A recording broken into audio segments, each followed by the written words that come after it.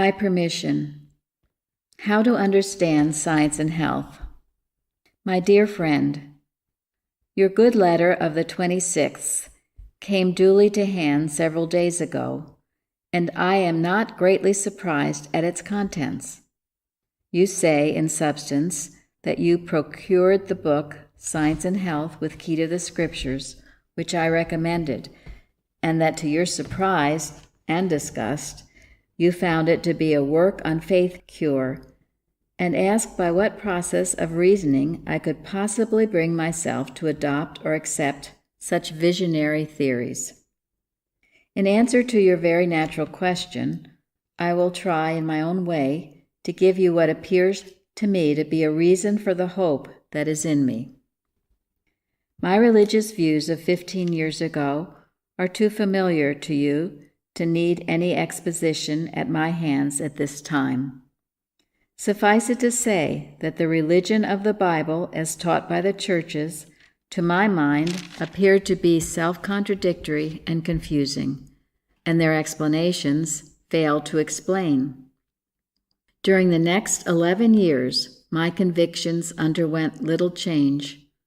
I read everything that came in my way that had any bearing upon or pretended in any degree to explain the problem of life. And while I gained some knowledge of a general nature, I was no nearer the solution of life's problem than when I began my investigations years ago, and I had given up all hope of ever being able to come to a knowledge of the truth or a satisfactory explanation of the enigma of life.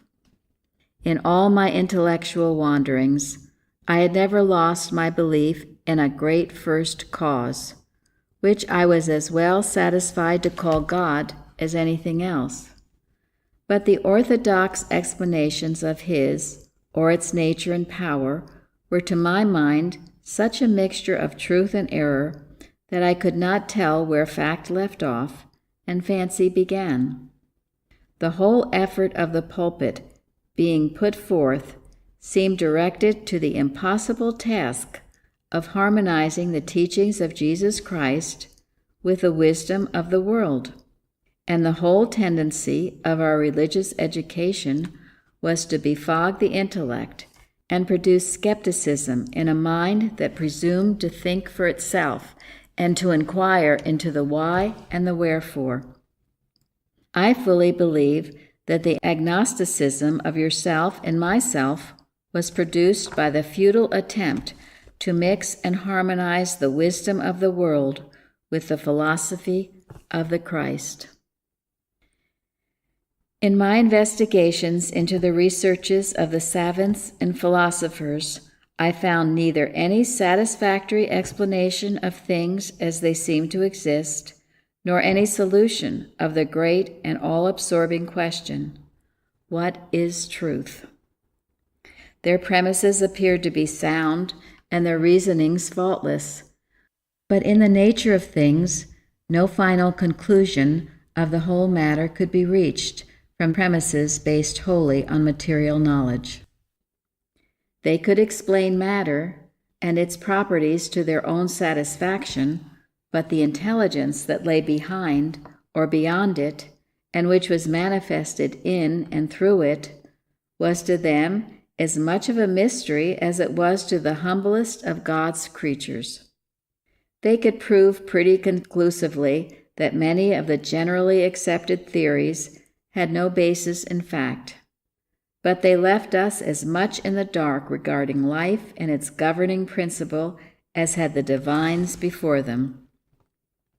About 4 years ago, while still in the mental condition above indicated, my attention was called to what at that time appeared to me to be a new phase of Spiritism, and which was called, by those who professed to believe in it, Christian Science. I thought that I had given some attention to about all the isms that ever existed, and that this was only another phantasm of some religionist, lost in the labyrinths of mental hallucination. In my reflections at that time, it seemed to me that life was an incomprehensible enigma. that the Creator had placed us on this earth and left us entirely in the dark as to his purpose in so doing. We seemed to be cast upon the ocean of time and left to drift aimlessly about, with no exact knowledge of what was required of us or how to attain unto the truth, which must certainly have an existence somewhere. It seemed to me that in the very nature of things there must be a great error somewhere in our understanding, or that the Creator himself had slipped a cog when he fitted all things into their proper spheres. That there had been a grand mistake somewhere, I had no doubt, but I still had doubt enough of my own capabilities and understanding to believe that the mistake, whatever it was in me and not in the Creator. I knew that, in a fair measure at least, I had an honest desire to live aright, as it was given me to see the right, and to strive to some extent to do the will of God, if I could only know certainly just what it was. While in this frame of mind, I inwardly appealed to the great unseen power to enlighten my understanding and to lead me into a knowledge of the truth, promising mentally to follow wherever it might lead, if I could only do so understandingly. My wife had been investigating Christian Science to some extent, but knowing my natural antipathy to such vagaries, as I then thought them, had said very little to me about it. But one day, while discussing the mysteries of life with a judge of one of our courts, he asked me whether I had ever looked into the teachings of Christian Scientists. I told him that I had not, and he urged me very strongly to do so. He claimed to have investigated their teachings and said that he had become a thorough believer in them. This aroused my curiosity, and I procured the book called Science and Health with Key to the Scriptures and read it. Before reading very far in it, I became pretty thoroughly nauseated with what I thought the chimerical ideas of the author, but kept on reading, more because I had promised to read the book than because of interest in its teachings. But before I had gotten through with it, I did become interested in the principle that I thought I discovered the author was striving to elucidate. And when I got through it, I began again and reread it very carefully. When I had finished reading this book the second time, I had become thoroughly convinced that her explanation of the religion taught by Jesus Christ and what he did teach afforded the only explanation which, to my mind, came anywhere near harmonizing and making cohesive what had always seemed contradictory and inexplicable in the Bible.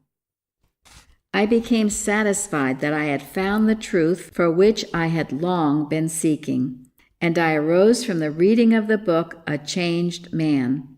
Doubt and uncertainty had fled, and my mind has never been troubled with a serious doubt upon the subject from that day to this. I do not pretend to have acquired the power it is claimed we may attain to, but I am satisfied that the fault is in me and not in the principle. I think I can almost hear you ask, "What? Do you believe in miracles?" I answer unhesitatingly, yes.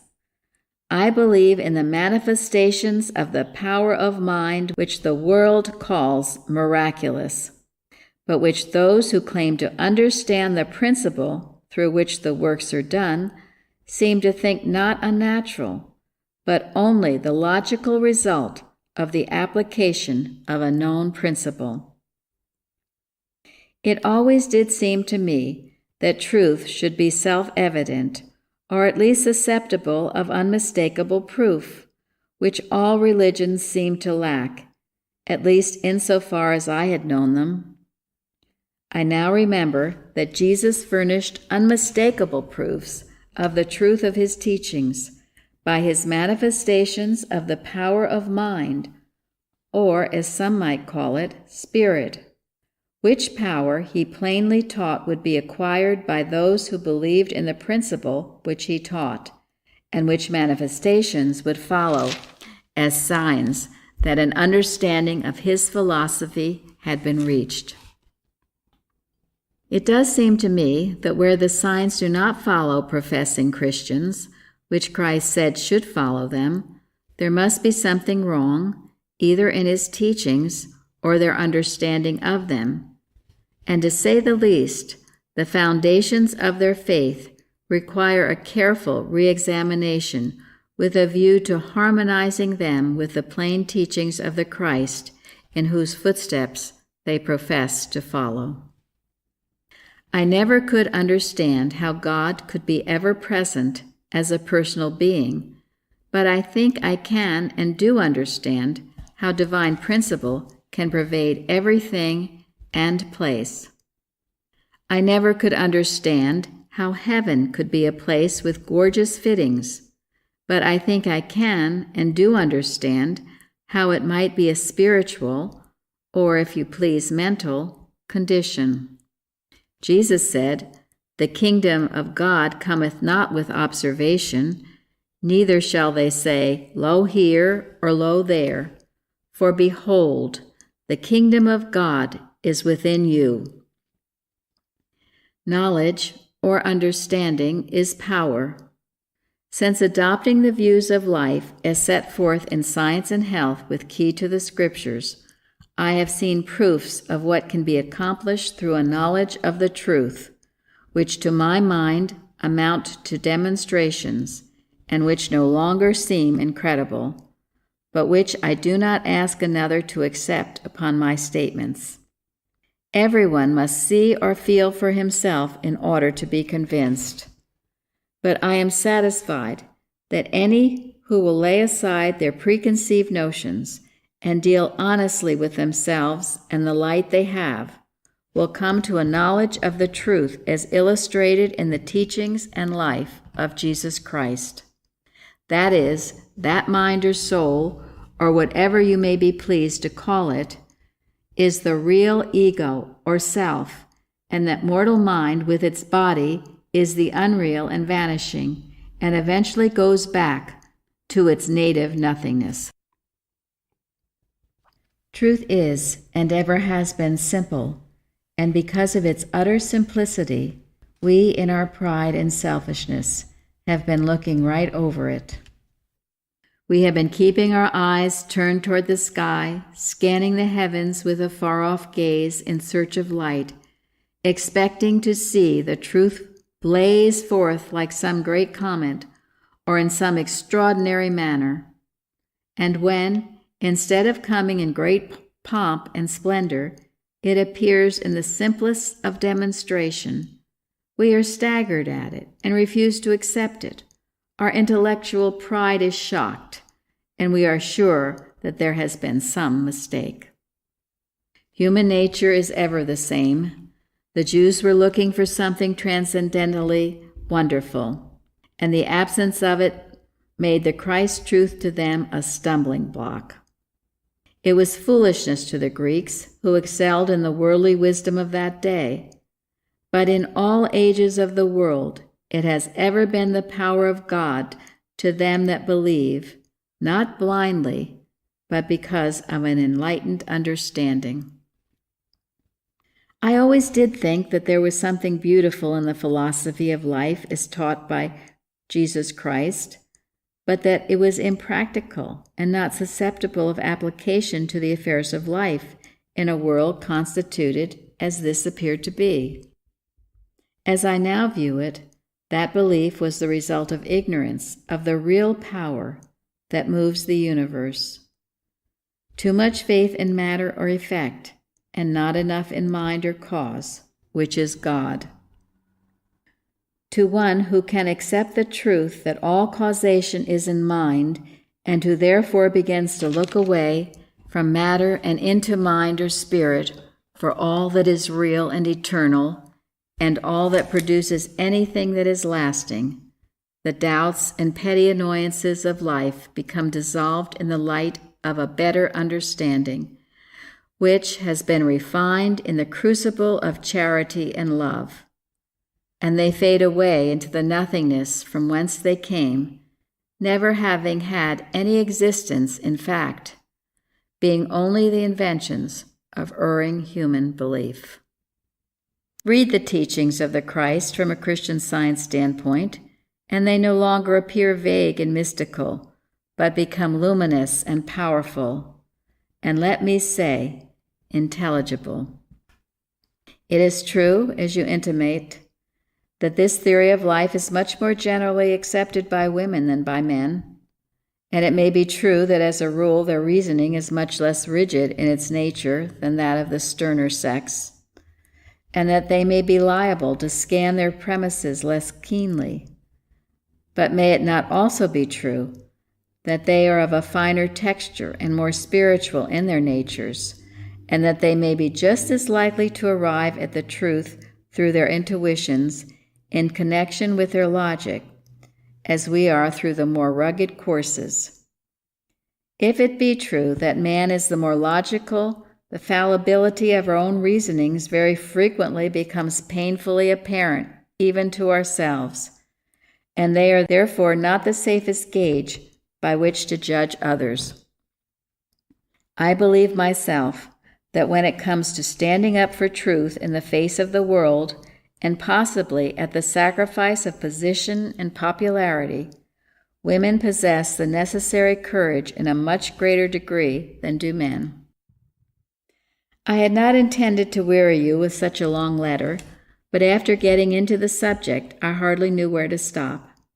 As an old and loved friend, I have given you a glimpse of my inner life, because I hardly knew how to explain my mental condition to you in any other way.